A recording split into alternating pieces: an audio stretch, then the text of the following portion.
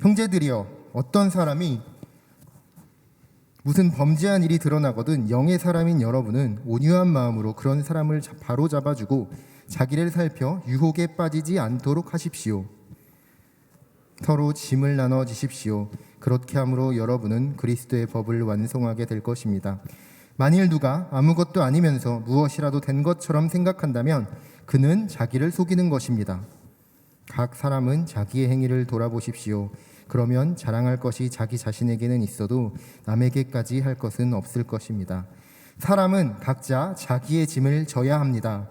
말씀을 배우는 사람은 가르치는 사람과 모든 좋은 것을 함께 나눠야 합니다. 자기를 속이지 마십시오. 하나님은 결코 업신여김을 당하지 않으십니다. 사람이 무엇을 심든지 그대로 거둘 것입니다. 자기 육체를 위해 심는 사람은 육체로부터 썩어질 것을 거두고 성령을 위해 심는 사람은 성령으로부터 영생을 거둘 것입니다. 선한 일을 하다가 낙심하지 맙시다. 포기하지 않으면 때가 이르면 거두게 될 것입니다. 그러므로 기회가 닿는 대로 모든 사람에게 선한 일을 하되 특히 믿음의 가족들에게 합시다. 내 손으로 이렇게 큰 글씨로 여러분에게 쓴 것을 보십시오. 육체의 겉모양을 꾸미려고 하는 사람들이 여러분에게 할례를 강요하는 것은 다만 그리스도의 십자가 때문에 핍박을 받지 않으려는 것뿐입니다. 할례 받은 사람들이 스스로 율법을 지키지 않으면서 여러분에게 할례를 강요하는 것은 여러분의 육체를 자랑하려는 것입니다. 그러나 내게는 우리 주 예수 그리스도의 십자가 외에는 결코 자랑할 것이 없습니다. 그리스도로 인해 세상이 내게 대해 십자가에 못 박혔고 나 또한 세상에 대해 그러합니다. 할례를 받든 할례를 받지 않든 아무것도 아니며 오직 새롭게 창조되는 게 중요합니다. 이 원리를 따라 사는 사람들에게 그리고 하나님의 이스라엘에게 평강과 긍휼이 있기를 빕니다. 이제부터는 누구든지 나를 괴롭게 하지 마십시오. 나는 내 몸에 예수의 흔적을 가졌습니다.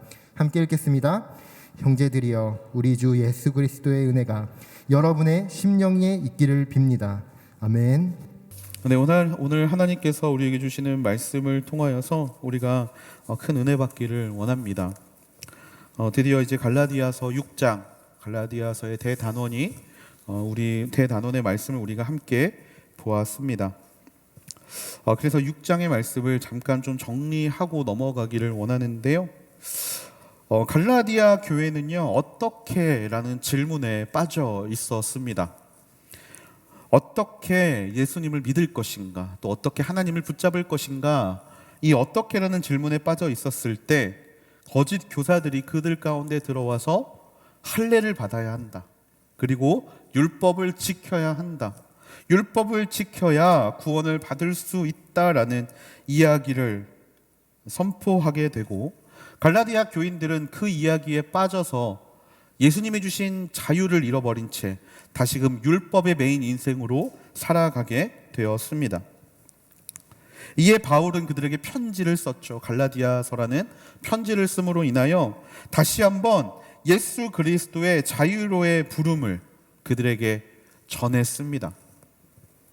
우리의 노력으로, 우리의 이 율법을 지킴으로 인하여 구원을 받는 게 아니라 온전히 모든 것을 이루신 그 예수님 때문에, 그 예수 그리스도를 통한 전적인 은혜로 말미암아 우리가 구원을 받았고, 구원을 얻기 위하여 우리가 무언가를 지킨다라는 것은 말도 되지 않는다라는 것을 갈라디아 성도들에게 말씀해 주었습니다. 그리고 율법의 목적 두 가지를 명확하게 이야기를 해 주었죠. 첫 번째, 율법의 목적은 우리가 얼마나 죄인인지를 깨닫게 하는 역할로서의 율법. 율법을 볼 때마다 우리가 그것을 지킬 수 없음을, 우리는 죄인임을, 우리가 이것들을 절대로 지킬 수 없기 때문에 이 죄의 굴레에서 우리를 건져주실 분이 필요하다라는 것을 깨닫게 하는 것이 율법의 첫 번째 역할이었습니다. 그리고 두 번째, 바울이 이야기했던 율법의 또 다른 목적, 바로 하나님이 기뻐하는 게 무엇인지를 우리에게 알려주는 역할. 나 주님의 기쁨이 되기를 원하고, 나 하나님 앞에 사랑의 고백을 드리기를 원하고, 하나님의 기쁨이 되는 인생을 살기 원하는 사람들에게 어떻게 하면 하나님이 기뻐하시는가를, 어떻게 하면 어떤 것을 하나님이 즐거워하시는가를 알려주기 위한 목적으로의 율법. 그래서 다시 율법으로 돌아가야 되는 것은 맞지만 동기가 변화되어서 돌아가야 한다라고 바울이 이야기를 해 주었죠. 구원을 얻기 위한 발버둥으로서의 동기가 아니라 감사하기 위해서, 하나님의 기쁨이 되기 위한 동기로 율법을 지켜야 한다, 율법으로 돌아가야 한다라는 이야기를 바울이 우리에게 전해 주었습니다. 시편 119편, 105편은 그래서 이렇게 이야기를 하고 있습니다. 주의 말씀은 내 발의 등불이요 내 길의 빛입니다. 주의 말씀은 방향성을 잃은 우리에게 등불이 되어줍니다. 어떻게 하면 하나님의 기쁨이 될까를 고민하는 자들에게 길이 되어주고 빛이 되어주고, 막막한 방향성이 없이 자유함만 누리고 있는 사람들에게 말씀은 그 길을 명백하게 보여준다는 사실이죠. 이것이 바로 바울이 우리에게 전해주는, 예수님이 우리에게 주신 자유한 인생이라는 것입니다. 여러분이 자유한 인생을 가장 잘 볼 수 있는 성경 구절이 있습니다. 바로 구약에 나오는 시편 119편인데요. 이 119편은 단일장으로 성경에서 가장 긴 장입니다. 가장 깁니다. 왜 119편이 길까를 제가 묵상을 하다가 오늘 말씀을 준비하면서 깨달은 게 있어요. 시편 119편은 전부 어떤 이야기냐면 주의 말씀이 내게 얼마나 기쁨이 되는지에 대한 내용입니다. 그래서 이게 왜 가장 길까를 고민하는 저에게 인생의 가장 큰 기쁨, 감사의 표현은 말씀에서 온다라는 사실, 그것을 알려주기 위해서 이것이 가장 긴 것이 아닌가라는 그런 은혜가 저한테 있었는데요. 가장 길다 보니까 다 읽을 수는 없고 97절에서 104절까지의 말씀만 이 시간 간단하게 한번 보면 좋겠어요. 97절에서 104절 말씀 제가 읽어드릴게요. 눈으로 같이 따라와 주시면 좋을 것 같습니다. 오, 내가 얼마나 주의 법을 사랑하는지요. 내가 하루 종일 그것을 묵상합니다. 주께서 그 계명으로 나를 내 원수들보다 지혜롭게 하셨습니다. 주의 계명이 항상 나와 함께 있기 때문입니다. 내 모든 스승들보다 내게 더 많은 통찰력이 있습니다. 주의 교훈을 묵상하기 때문입니다. 내가 노인들보다 더 잘 깨닫습니다. 주의 교훈을 지키기 때문입니다. 내가 주의 말씀을 지키려고 모든 악의 길에 빠지지 않도록 발을 잘 간수했습니다. 주께서 직접 나를 가르치셨기 때문에 내가 주의 법을 떠나지 않았습니다. 주의 말씀이 내 입에 어쩌면 이렇게 달콤한지요. 내 입의 꿀보다 더 답니다. 내가 주의 교훈에서 깨달음을 얻으니 모든 잘못된 길을 싫어합니다. 아멘. 여러분, 여기에서 나오는 시편의 화자의 말, 주의 법을 사랑한다라는 고백, 그래서 내가 하루 종일 묵상한다라는 고백, 여러분 여기에서 혹시 강제성이 느껴지십니까? 복을 받기 위해서 어쩔 수 없이 성경을 읽고 무언가를 얻기 위하여 어쩔 수 없이 성경으로 나아간다라는 마음이 느껴지십니까? 하나도 느껴지지 않을 거예요. 왜냐하면 지금 이 시편 119편의 화자는 진정한 자유 안에서 말씀으로 나아가고 있기 때문입니다. 그냥 말씀을 읽는 게 즐거운 거예요. 하나님의 말씀과 함께 했더니 내가 즐거워진다라는 겁니다. 그 즐거움의 표현의 끝은 바로 이거인 것 같아요.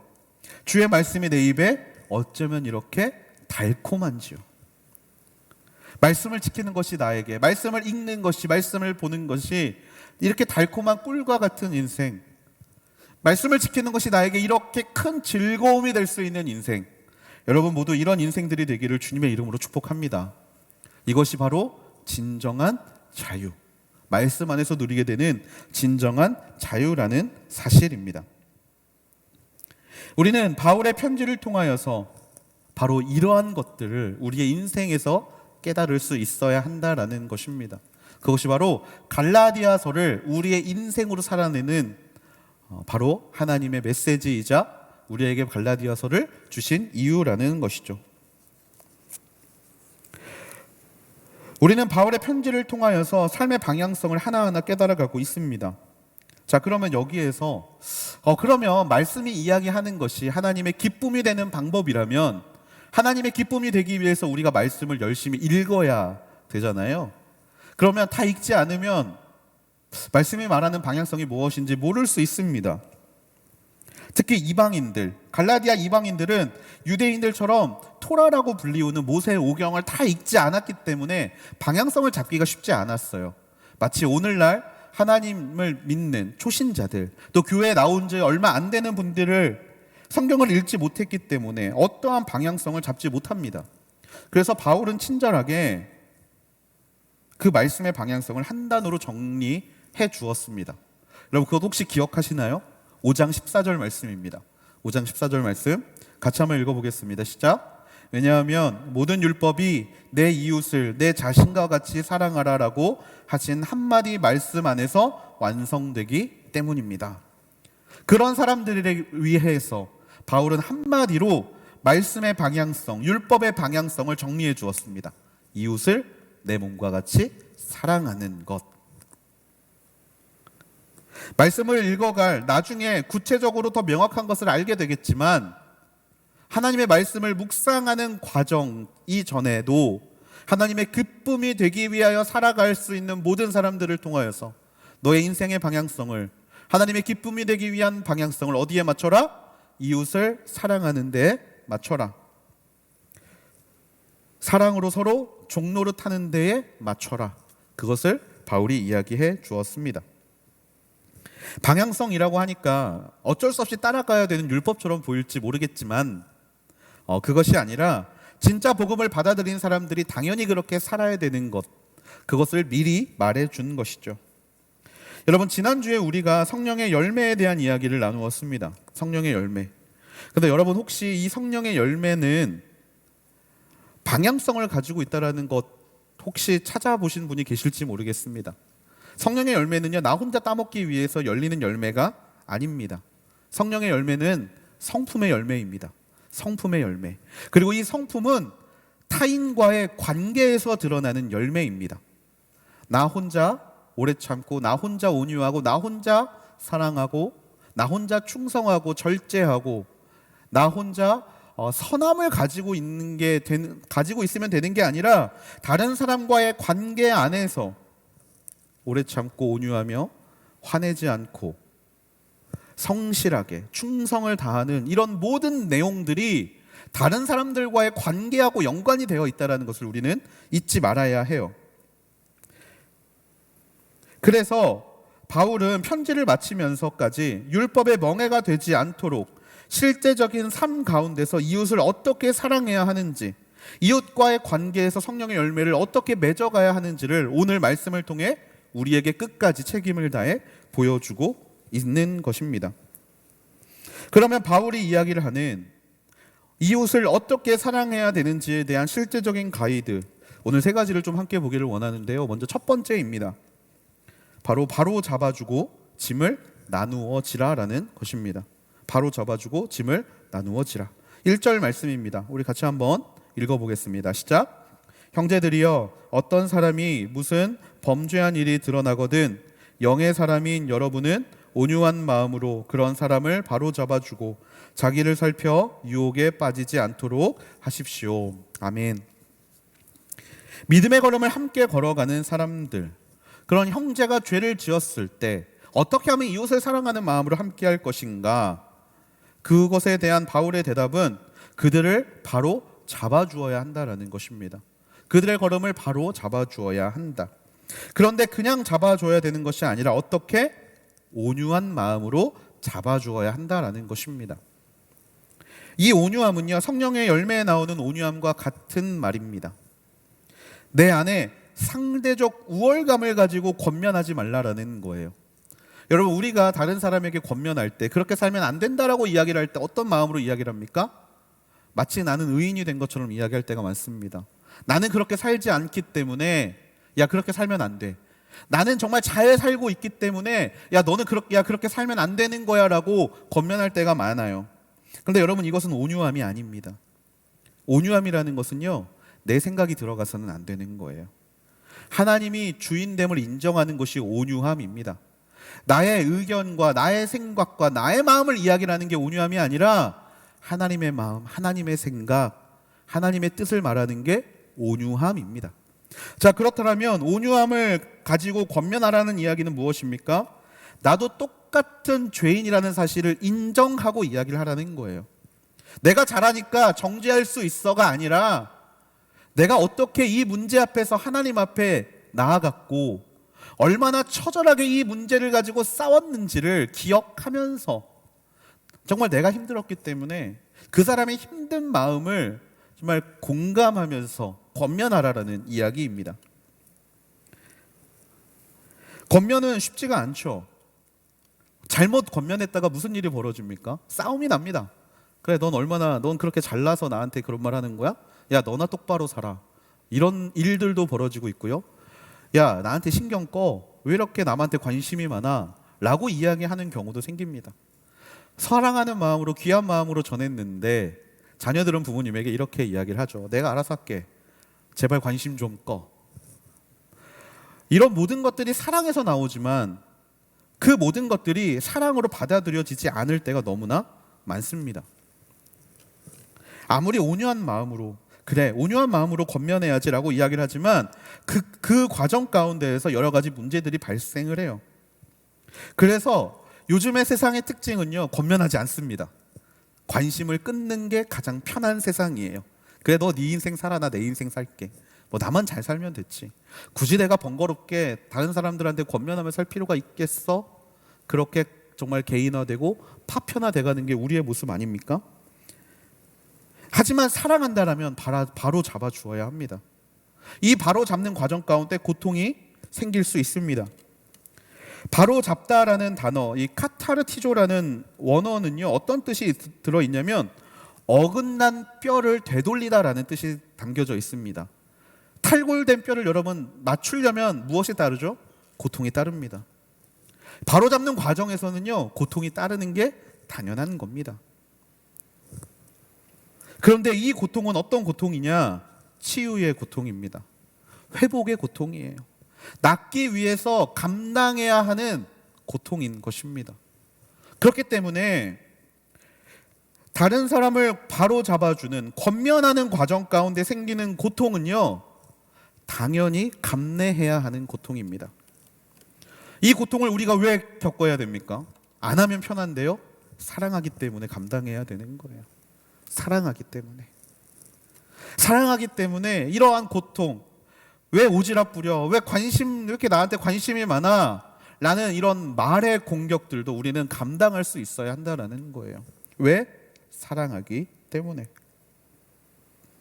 회피하면 편할 것을 사랑하기 때문에 감싸주고, 안 보면 편할 것을 사랑하기 때문에 바라봐주고, 무시하면 될 것을 사랑하기 때문에 한 번 더 온유한 마음으로 권면하는 인생. 이것이 바로 우리에게 첫 번째 이야기해주는 바로 잡아주는 인생이라는 사실입니다. 그런데 이 권면 정말 쉽지 않습니다. 말하는 거 어렵지 않잖아요. 야, 그렇게 살면 안 돼. 하나님 앞에 돌아와. 사실 말하는 것 자체는 어렵지 않습니다. 그런데 이 권면에서 바울이 한 가지를 더 요구하는 게 있죠. 바로 짐을 나누어 지라라는 겁니다. 짐을 나누어 져라. 나누어 지어라. 나누어 진다라는 표현에는 두 가지 뜻이 담겨져 있습니다. 그 사람이 어떤 짐을 지고 있는지 관심을 가지고 바라보라. 그 사람이 얼마나 힘들게 살고 있는지, 그 사람의 인생을 누르고 있는 무게를 같이 관심을 가지고 바라봐 주어라 라는 뜻이 담겨져 있고요. 두 번째 뜻, 그 짐을 나의 힘을 사용해서 나누어 지라라는 것입니다. 보는 것에서 끝나는 게 아니라 들어가서 짐을 같이 나누어 지라라는 거예요. 2절 말씀입니다. 여러분은 서로 짐을 나눠 주십시오. 그렇게 함으로 여러분은 그리스도의 법을 완성하게 될 것입니다. 권면하고 사랑으로 함께하는 그리스도의 법을 짐을 나누어 지는 행위를 통하여서 완성하게 될 것이다 라는 것입니다. 형제의 아픔을 돌아볼 수 있는 눈, 그리고 그것을 나의 아픔처럼 여기고 그 인생에 직접적으로 들어가 함께 살아갈 수 있는 나의 섬김, 이것이 필요하다라는 거예요. 3절 말씀입니다. 만일 누가 아무것도 아니면서 무엇이라도 된 것처럼 생각한다면 그는 자기를 속이는 것입니다. 여러분, 그렇게 들어가야 하는 이유가 무엇입니까? 우리는 종이기 때문에, 사랑으로 섬기는 종이기 때문입니다. 누가 무엇이라도 된 것처럼 생각하는 사람, 교만한 사람, 주인이 되는 사람은 절대 짐을 지지 않습니다. 종은 편하게 가고 주인은 무거운 짐을 지고 가는 것 여러분 보신 적 있나요? 절대 그럴 수 없습니다. 종이 무거운 것을 지고 주인은 편하게 가죠. 우리가 그들의 짐을 나누어 질 수 있다는 것은요, 우리가 자발적인 종이라는 사실을 보여주는 것이라는 거예요. 그 어려움 가운데 함께 들어가서 우는 자들과 함께 우는 사람들은요, 그들을 사랑하는 것, 그래서 사랑으로 종노릇하는 것의 증거를 보여주는 인생이라는 것입니다. 예수님이 그렇게 하셨잖아요. 예수님이 자발적으로 이 땅 가운데 오셔서 예수님은 우리의 짐을 나누어 지지 않으셨어요. 전부 지셨습니다. 우리의 짐을 뺏어가서 야 내가 이만큼 감당할게, 네가 그만큼 감당해 라고 말하지 않으셨어요. 전부를 지셨습니다. 전부를 지셨어요. 사랑으로 종이 되셨어요. 그냥 종이 아니라 완전한 종이 되어주셨습니다. 이제 우리는요, 우리의 완전한 짐을 지어주시는 예수님 앞에 나아갔기 때문에 형제 자매들의 짐을 사랑하는 마음으로 나누어 지어줄 수 있어야 한다라는 것이죠. 5절 말씀입니다. 사람은 각자 자기의 짐을 져야 합니다. 말씀을 읽으면 읽을수록 너무 어렵죠. 내 짐도 버거운데 상대의 짐을 그래 상대의 짐 내가 나눠줘 줄게. 근데 또 하나의 요구사항을 우리에게 이야기합니다. 네 짐도 져야 돼. 남의 짐을 지기 위해서는 나의 짐을 먼저 잘 져야 한다라고 이야기하고 있는 겁니다. 근데 여러분, 여기에서 말하는 짐이요, 종류가 좀 다릅니다. 5절에서 말하는 짐, 나의 짐은 배낭 같은 짐을 이야기하고요, 형제가 지고 있는 짐이라는 것의 표현은요, 정말 무거운 배에 실는 수화물을 의미합니다. 다른 사람의 고통을 짐을 나눠질 때는 수화물과 같은 짐을 나눠지는 것이지만, 나의 짐은 어떤 짐이냐? 배낭처럼 가볍게 멜 수 있는 짐이라고 말씀이 표현하고 있는 거예요. 왜 이렇게 표현할까요? 우리가 매일 감당해야 되는 신앙의 역할, 우리가 매일 감당해야 하는 신앙인의 자세는요, 배낭을 메는 것처럼 할 수 있는 일이기 때문입니다. 어떻게 이것을 할 수 있나요? 하나님이 힘을 주시기 때문에. 하나님은 감당할 만한 시험을 주시는 분이시고, 하나님은 우리가 감당할 만한 일만을 주시는 분이시기 때문에 내 짐은 언제든지 질 수 있는 짐이라는 거예요. 4절 말씀, 각 사람은 자기의 행위를 돌아보십시오. 그러면 자랑할 것이 자기 자신에게는 있어도. 이게 무슨 이야기입니까? 그렇게 나에게 감당할 수 있는 힘을 주시고 짐을 주시기 때문에 내 짐을 매일 지고 가는 인생은 어렵지 않아요. 그리고 어제는 무거웠던 짐이 오늘은 가벼워질 수도 있는 거예요. 신앙의 진보를 이루기 때문에, 신앙의 성화를 이루기 때문에. 그래서 스스로가 자랑을 할 수 있습니다. 하나님, 어제보다 더 굳건한 오늘을 살아낼 수 있음에 감사합니다. 하나님, 어제의 나와 내가 오늘의 나와 다릅니다. 하나님이 힘 주시기 때문에 내가 오늘 정말 즐겁게 살 수 있음을 감사합니다라고 자랑할 수 있다는 거예요. 그런데 이 자랑이 나에게는 있어도 남에게까지는 할 것이 없다라고 바울은 이야기합니다. 무슨 이야기입니까? 내가 이렇게 짐을 잘 지고 있기 때문에 너도 짐 잘 져. 나는 이렇게 짐 잘 지는데 너 왜 이렇게 짐을 못 져? 라고 말할 필요가 없다라는 거예요.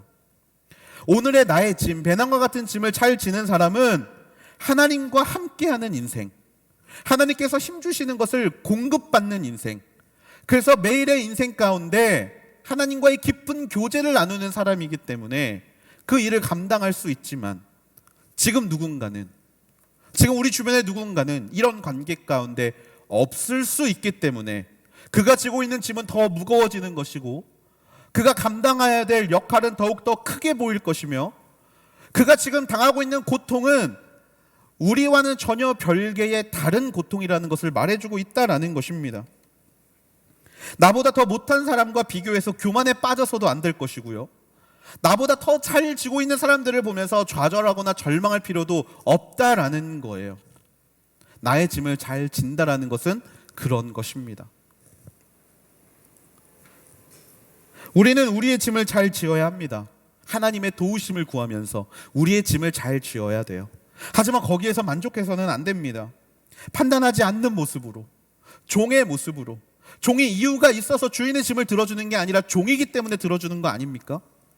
다른 이의 고통을 판단하지 않고 다른 이의 아픔과 어려움을 내가 판단해서 정말 그 사람을 정죄하는 마음이 아니라 무거운 짐을 지고 있기 때문에 위로하고 권면하고 세워가는 역할을 감당하는 것이 하나님이 원하시는 사랑의 종노릇의 모습이라는 것입니다. 우리는 섬김의 종입니다.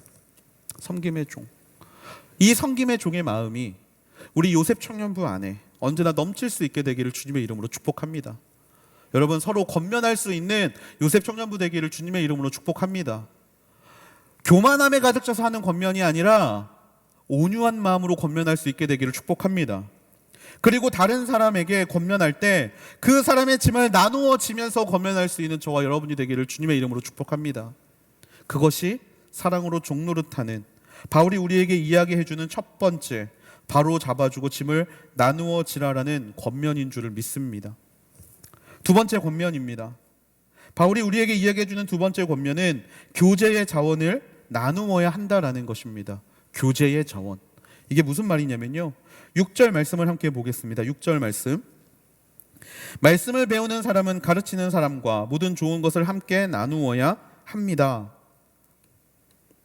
바울은요, 말씀을 배우는 사람과 가르치는 사람을 구별하고 좋은 것을 나누어야 한다라고 이야기를 하고 있습니다. 여기서 말하는 모든 좋은 것은요, 무엇이냐면 재정적인 지원을 의미합니다. 재정적인 지원.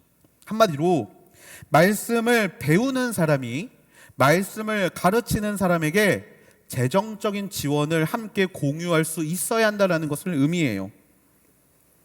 왜냐하면 말씀을 전하는 자가 전하는 일에 모든 시간을 쏟을 수 있게 된다면 더 깊고 풍성한 것을 나눌 수 있기 때문입니다. 그리고 말씀을 듣는 사람은요, 하나님이 자기에게 주신 재정적인 자원, 이 재정적인 자원을 흘려보냄으로 인하여 더 깊은 영적인 교제와 말씀을 나눌 수 있게 된다는 뜻입니다. 함께 하라라는 단어는 코이노네오라는 단어인데요, 어디서 많이 들어본 단어랑 비슷하지 않습니까?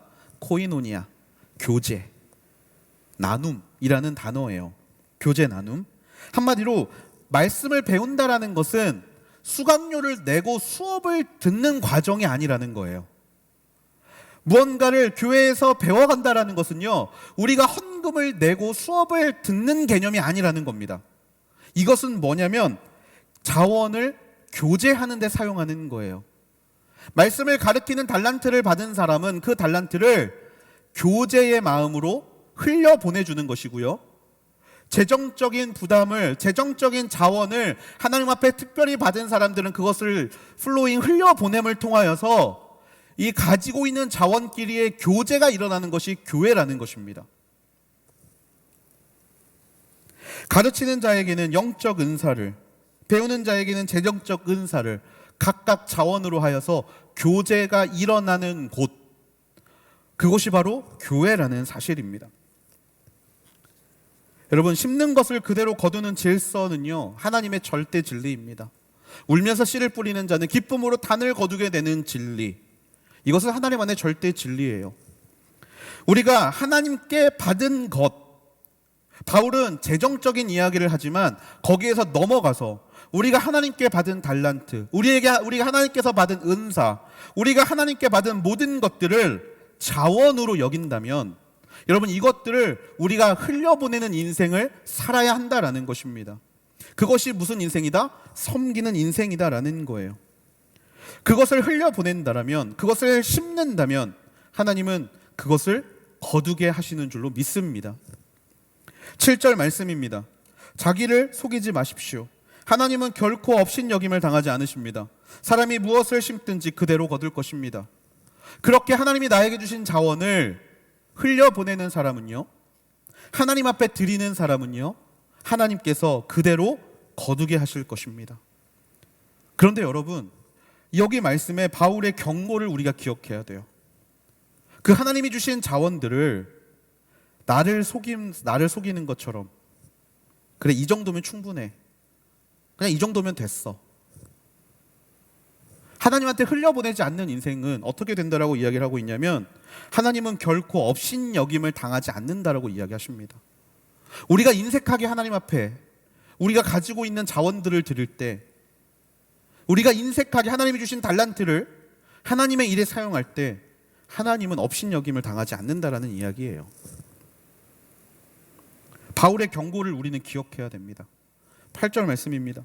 자기 육체를 위해 심는 사람은 육체로부터 썩어질 것을 거두고 성령을 위해 심는 사람은 성령으로부터 영생을 거둘 것입니다. 아멘. 하나님이 주신 이 교제의 자원들을 내 육체, 나의 만족, 나의 기쁨을 위해서 사용하는 사람은요, 육체로부터 썩어질 것을 거두게 되어 있고요, 이것을 귀하게 섬기는 인생들은요, 영생을 거두게 된다라는 거예요. 이게 하나님 안의 법칙이라는 겁니다. 기꺼이 하나님이 주신 이 은혜의 달란트들을 섬김을 위해 사용하는 사람들은요, 성령으로부터 영생을 거둘 수 있는 인생이 되는 줄을 믿습니다. 우리가 그 사람에게 무언가 대가를 바라는 것이 아니라 우리가 흘려보낸 것들은 그대로 누구를 통해 우리에게 돌아오게 되어 있느냐? 하나님을 통해 되돌아오게 되어 있다라는 사실을 언제나 기억할 수 있는 저와 여러분이 되기를 주님의 이름으로 축복합니다. 모든 교제의 자원을 성령을 향하여, 성령을 위하여 심을 수 있는 우리 모두가 되기를 소망합니다. 그런데 여러분, 그것들을 우리는 지금까지 해온 거예요. 우리는 그러한 인생을 지금까지 살아왔습니다. 그러다가 우리 마음에 어떤 일이 벌어졌느냐? 낙심하는 일이 벌어집니다. 9절 말씀입니다. 함께 읽겠습니다. 선한 일을 하다가 낙심하지 맙시다. 포기하지 않으면 때가 이르면 거두게 될 것입니다. 그렇게 열심히 흘려보내는 인생을 살아왔어요. 그렇게 열심히 섬김의 자리 가운데 달려왔습니다. 그런데 낙심할 때가 있어요. 내가 이렇게 살아왔는데 무언가 분명히 심는 그대로 거둔다고 말씀하셨는데 거두지 못할 때, 마음이 무너질 때가 우리 안에 있습니다.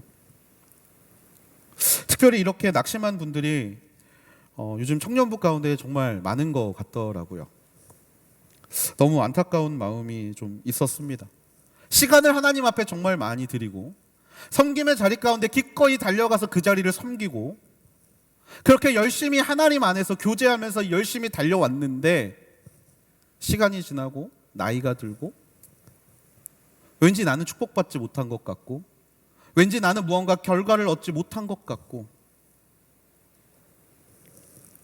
그냥 그렇게 자기 인생 바라보면서 그냥 자기 살고 싶은 대로 그냥 그렇게 살고 있는 사람들은 결혼도 잘하고 애도 잘 낳고, 그러니까 무언가 막 이룬 것처럼 살아가고 있는데 하나님만 바라보고 달려왔던 내 인생은 아직 결혼도 못하고 직장도 번듯하게 얻지 못하고, 그런 인생을 살아갈 때 우리 마음에 무엇이 찾아옵니까? 낙심이 찾아온다라는 거예요. 낙심이 찾아옵니다. 왠지 버림받은 것 같고 열심히 성김을 향해 달려왔던 내 인생이 부정당한 것 같은 순간 가운데 하나님은 우리에게 이렇게 말씀하십니다. 포기하지 않으면 때가 이름에 거두게 될 것입니다.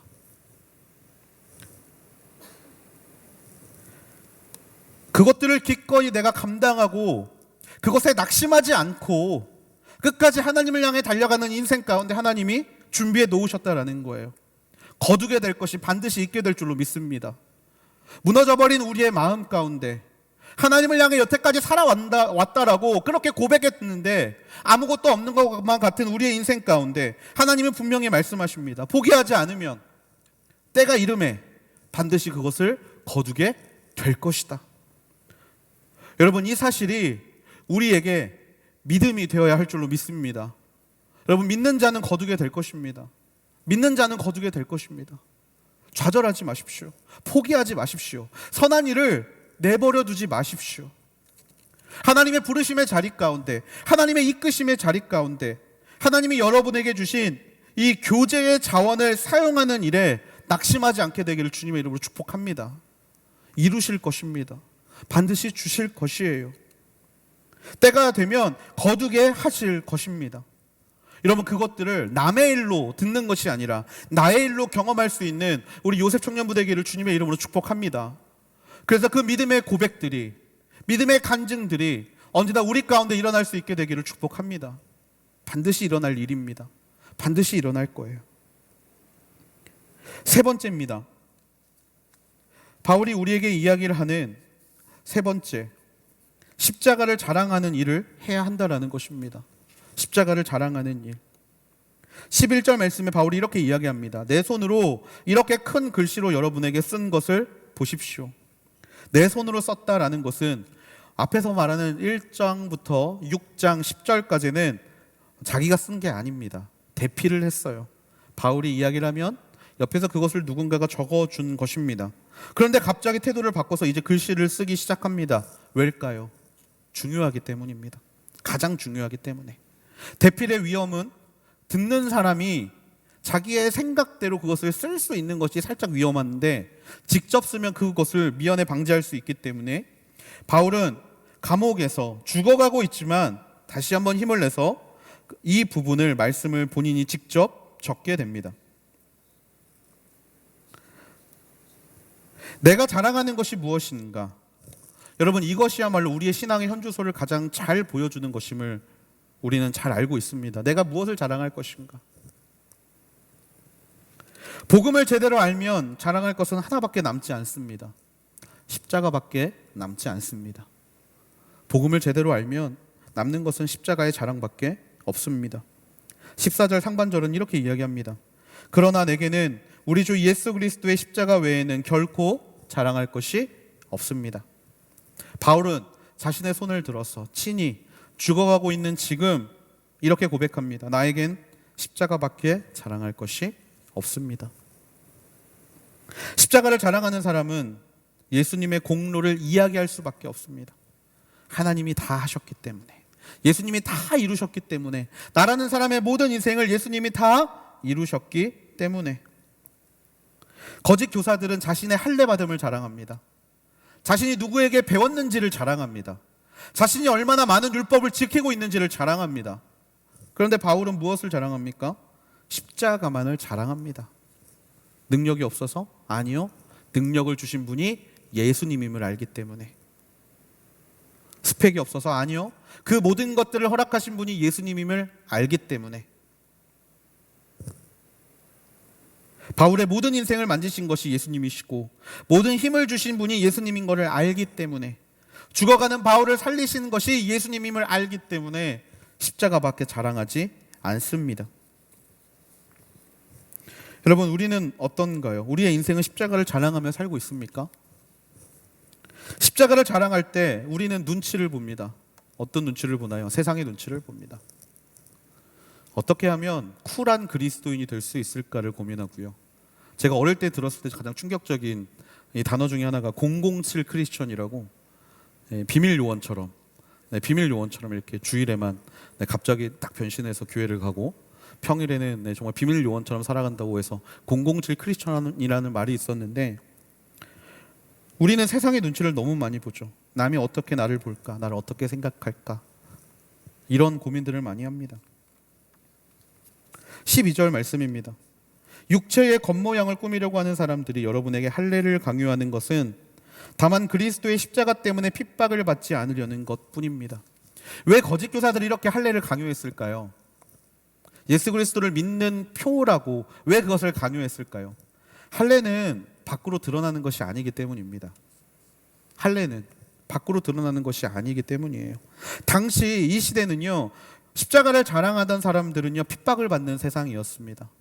예수님을 믿는다고 말하는 사람들은 핍박을 받는 때였어요. 죽임을 당했고요. 바울이 지금 그래서 끌려가 있는 거 아닙니까? 그러니까 거짓 교사들이 이야기를 하는 거예요. 야, 그냥 할례 받아. 예수님 믿는다고 말하지 말고 할례를 받아서 예수를 믿는다는 표를 너의 몸 가운데 그냥 가지고 있으면 그거 예수 믿는 거 아니야? 핍박을 피하려는 시도로서 할례를 요구했기 때문입니다. 야, 너 할례 받았지? 그럼 너 예수 믿는 거야. 그거 굳이 말하고 다닐 필요 없어. 굳이 예수 믿는다라고 표현할 필요도 없어. 마치 오늘날 세상의 눈치를 보고 살아가는 그리스도인들의 모습처럼 그것들을 거짓 교사들이 강조했던 거예요. 말하지 않아도 된다라고 이야기를 합니다. 세상과의 타협을 이야기합니다. 그냥 그렇게 살면 된다라고, 믿음이라는 것을 은밀하게 숨겨두면 된다라고 이야기를 했다라는 거예요. 하지만 진짜 복음에 붙잡힌 사람들은요, 이런 모든 시도들과 타협하지 않습니다. 14절 하반절입니다. 그리스도로 인해 세상이 내게 대해 십자가에 못 박혔고 나 또한 세상에 대해 그러합니다. 여러분, 이게 무슨 이야기냐면요, 이런 거예요. 더 이상 세상에 거리낄 것이 없다라는 말입니다. 세상이 십자가에 못 박혔기 때문에, 나도 못 박혔고 세상도 못 박혔기 때문에 다 죽은 거예요. 여러분, 죽은 존재들이 서로 눈치 볼 필요가 있습니까? 없습니다. 세상에 눈치 볼 필요 없다라는 거예요. 즉, 세상과 나는 간 곳 없고 구속한 주만 보이는 바로 이 순간을 우리는 누릴 수 있다라는 겁니다. 15절 말씀, 할례를 받든 할례를 받지 않든 아무것도 아니며 오직 새롭게 창조되는 게 중요합니다. 이 원리를 따라 사는 사람들에게, 그리고 이스라엘, 하나님의 이스라엘에게 평강과 긍휼이 있기를 빕니다. 우리에게 가장 중요한 것은 무엇입니까? 복음으로 인해 세상과 나는 간 곳 없고 구속한 주만 보이는 순간을 우리가 누릴 수 있고 살아낼 수 있는 게 중요한 거예요. 그것을 통해서 필요한 게 무엇입니까? 성령입니다. 새롭게 창조되는 거예요. 이 새로운 창조는요, 성령의 거듭남입니다. 복음으로 말미암아 새로운 피조물이 되는 거예요. 이전 것은 지나가는 인생, 그렇게 새롭게 변화되는 인생, 그렇게 새로운 창조를 경험하는 인생, 그런 인생이 세상과 나는 간 곳 없고 구속한 주만 바라볼 수 있는 인생이 되는 줄 믿습니다. 여러분, 사도행전에서 제자들은요, 성령의 선물을 받았습니다. 거듭났어요. 여러분, 그 다음에 제자들이 한 일이 무엇입니까? 복음을 들고 달려가는 일이었어요. 베드로는 전혀 달라졌습니다. 예수님을 모른다고 부인하던 이가 죽인다라고 말해도 괜찮다. 내가 언제까지 사람들의 눈치를 보겠느냐. 나는 하나님을 두려워하는 사람이다. 당당하게 고백하는 자가 됐어요. 왜? 거듭났기 때문입니다. 복음으로 인하여 세상과 나는 간 곳 없고 구속한 주만 보이는 상태가 된 거예요. 그렇기 때문에 믿음의 전도자들이 될 수 있었고, 그렇기 때문에 모두가 순교할 수 있었고, 그렇기 때문에 모두가 하나님의 제자라고 불림을 받을 수 있게 된 사실을 우리는 기억해야 합니다. 그리고 그렇게 십자가의 증거자들에게 하나님은 그냥 그들을 보내지 않으세요. 선물을 주십니다. 평강과 긍휼이라는 선물. 그의 마음의 위로를, 그 마음의 힘을, 그 마음을 하나님이 사랑하시는 마음으로 채워주고 덮어주고 이끌어 주신다라는 사실입니다. 저는 이런 사람들을 통하여서 하나님이 일하신다라고 믿습니다.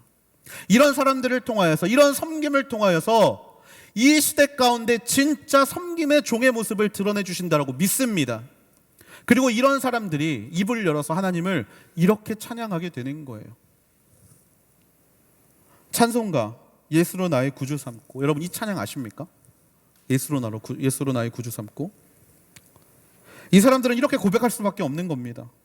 예수로 나의 구주 삼고 성령과 피로써 거듭나니 이 세상에서 내 영혼이 하늘의 영광 누리도다. 주 안의 기쁨 누림으로 마음의 풍랑이 잔잔하니 세상과 나는 간 곳 없고 구속한 주만 보이도다. 이것이 나의 간증이요 이것이 나의 찬송일세. 나 사는 동안 끊임없이 구주를 찬송하리로다. 거듭난 자의 인생, 사랑으로 종노릇하는 자의 인생, 무엇보다 끝까지 낙심하지 않고 달려가는 자의 인생, 그 인생이 저는 이 찬양 안에 들어있다라고 믿습니다. 17절 말씀입니다. 이제부터는 누구든지 나를 괴롭게 하지 마십시오. 나는 내 몸에 예수의 흔적을 가졌습니다. 흔적을 가졌다. 바울은요, 한 번도 그 마음 가운데 어려움을 고백한 적이 없습니다. 항상 즐거웠어요. 항상 기뻤어요. 그런데 그 마음에 한 가지가, 그 몸에는 한 가지가 있습니다. 뭐가 있냐면 흔적이 있습니다. 스티그마라고 불리우는 낙인이에요. 낙인. 여러분, 낙인은 어떤 겁니까? 부끄러운 거잖아요. 이 사람은 죄인입니다라는 표시잖아요. 근데 여러분, 이 낙인은요, 우리의 과거, 우리의 지우고 싶은, 우리의 인생을 부정하는 증거가 아닙니다. 예수님 때문에 고통받고 섬기는 종으로서 상처받고 선한 일을 하면서 열매를 얻지 못해서 조금이라도 낙심했던 이런 마음들은요, 사람들이 보기에는 상처라고 이야기할 수 있어요. 야, 너 예수님이 그렇게 믿는다고 하더니 예수님이 네 인생 책임져 주지 않는 것 같다. 너 그렇게 예수님만 따라가더니, 예수님한테 그렇게 시간 바치더니 네 오늘의 인생은 그렇게 보이지 않는 것 같다. 성공하지 못한 것 같다. 그런 것들이 다 우리에게 상처로 다가옵니다. 근데 여러분, 이 상처는요, 우리의 인생을 부정하는 상처가 아니에요. 우리가 하나님을 따라가는 사람이라는 상처인 줄 믿습니다. 우리가 하나님을 증거하는 자로서의 상처, 바로 그 상처가 우리 몸에는 남을 수 있습니다. 하지만 여러분, 그 상처 때문에 좌절하거나 절망하지 마세요. 그 상처는 우리가 예수님의 자녀라는 상처입니다. 우리가 예수님을 따라가는 자라는 상처입니다. 예수님이 부활하실 때 그 몸에 상처가 없지 않았습니다. 예수님은 십자가의 고통의 상처를 남겨두셨어요. 못자국을 남겨두셨고 허리에 창자국을 남겨두셨어요. 왜일까요? 그 모습을 보고 믿는 자들이 있기 때문입니다. 그 모습을 보고 믿는 자들이 있기 때문에, 그 흔적이 하나님의 나라에서는 영광의 흔적이 되기 때문에 예수님은 그것을 남겨두셨어요. 여러분, 우리의 흔적은 무엇이 될까요? 섬김의 종으로서, 기뻐함으로 하나님의 율법을 지키는 자로서 우리의 몸에 남게 될 흔적은 무엇일까요? 여러분, 기대되지 않습니까? 우리 몸에 비록 세상이 말하는 스티그마, 낙인이 찍혀 있다 할지라도 그것을 가지고 하나님 앞에 나아가면 하나님은 그 상처에 당신의 입을 맞춰주시고, 내 사랑하는 아들, 내 사랑하는 딸아, 너의 몸에 나의 흔적이 있구나 라고 말씀해 주실 줄을 믿습니다. 사랑으로 기꺼이 종노릇할 수 있는 인생, 사랑으로 우리가 가지고 있는 것들을 흘려보내매 망설이지 않는 인생, 그리고 끝까지 십자가를 증거하는 인생. 여러분, 그런 인생이야말로 삶으로 종이 되는, 삶으로 하나님을 고백하는 인생이 되는 줄로 믿습니다. 갈라디아서를 마무리하면서 우리가 어떻게 하면 우리에게 주신 이 자유로 종노릇할까를 고민할 수 있게 되기를 소망합니다. 여러분, 권면하십시오. 짐을 나눠주십시오. 하나님이 주신 것들을 나를 위해서 사용하는 것이 아니라 흘려보내십시오. 그리고 그 모든 과정들을 통하여서 오직 십자가만 자랑하십시오. 그렇게 살아갈 때 하나님이 정말 우리 모두를 하나님의 품에 안아주시고 우리의 귓가에 사랑한다라고, 잘 살았다고, 힘들었지만 하나님을 위해 기쁘게 살았다라고 말씀해 주실 줄로 믿습니다.